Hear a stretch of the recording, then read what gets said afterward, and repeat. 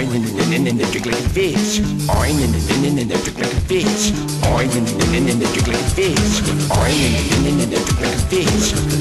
Hello dear friends, welcome to Drink Like a Fish. I am Brian Big Fish Ragland. This is the Double D. Howdy. We are reviewing a brewery tonight. It's new to Georgia. It's not a new brewery, but it's new to Georgia. And it's called Clown Shoes. Clown Shoes is the brewery, right? And this is Eagle Claw Fist Imperial Amber Ale. What? That's kind of, it's kind of funny, because I've had Imperial IPAs, I've had Imperial Stouts, but I've never heard of an Imperial Amber Ale. Yeah, I don't know what that means. But, Clown Shoes. At Clown Shoes, we do Kung Fu, junior high playground style. So I guess it would be like, hi! Hey, Mr. Simpson! One morning, a move was busted and a beer was born. We bittered with Columbus hops, then used equal amounts of Centennial and Citra to finish and dry hop. Dude. Over 100 IBUs deliver an aggressive hop fix with the grace and power of a Shaolin monk.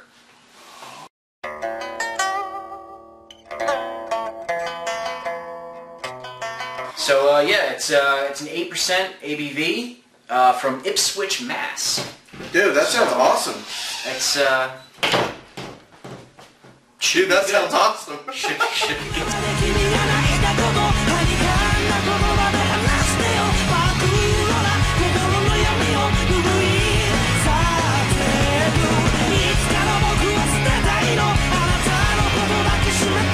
Appearance. It looks amberish. It's like an amber ale. It's definitely a dark. Yeah, I'd say it's a little more brown than amber. Yeah, I think it's okay. Yeah, it's got a mine at least has a nice frothy head. Brian's seems to have dissipated already. Wah, wah. Wah, wah. Get the nose. Sweet malt. Yeah, you get the malt, but then you it's very malty. But then at the back, it has that citrusy sort of hop to it, where you're like, it's really pleasant. Actually, it's really pleasant. It's a nice smell. Dig into it.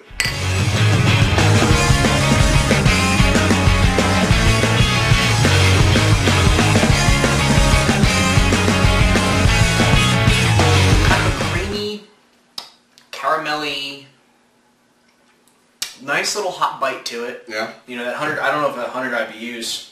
Maybe my tongue's just getting used to the bitterness of different.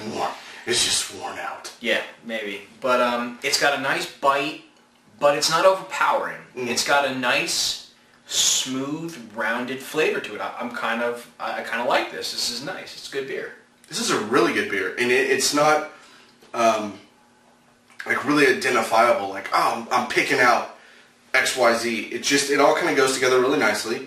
All the hops that were listed before, if you were to dump those into an amber ale, which an amber ale is just incredibly sessionable. It's just a, yeah, I'll take an amber ale, fine. You know, I'll drink that. It's good. I think it's kind of bitter up front. Like the front of my tongue is still sort of like I just chewed on a hop. So it's still bitter.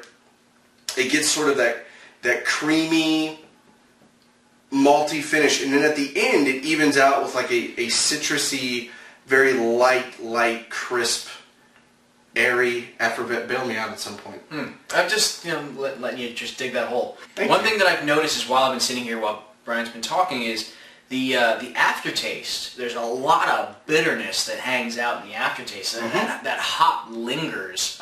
Linger longer. So it's not really overpowering when you first drink it, but you know, as you're sitting there, kind of. You go, wow, it's still there. Yeah, that's got a bite to it. It definitely has more in the taste and the mouthfeel than it does in the smell. Definitely, yeah. The smell is very misleading, I think. It sneaks up on you like a kung fu fighter.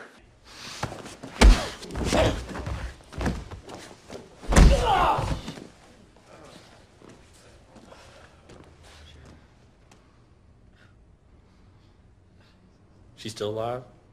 This is really good. And like I said, they're from Massachusetts, and yeah, I'm really looking forward to more from these guys. This is a really, really good beer. Up to it. If you can find this, get this. Definitely. This is good stuff. Yeah, definitely recommend it. Especially, you know, they built themselves as being an Imperial Amber Ale, but anybody who's a fan of a hoppy beer, an IPA, Imperial IPAs, or anything like that, Pale ales, stuff like that. I would totally recommend this beer. So don't let the name fool you.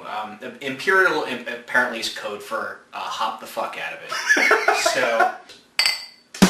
Oin and drink like a fish. Oin and drink like a fish. Oin and drink like a fish. Oin and drink like a fish. Oin and drink like a fish. Oin and drink like a fish. Oin and drink like a fish. Damn, I gotta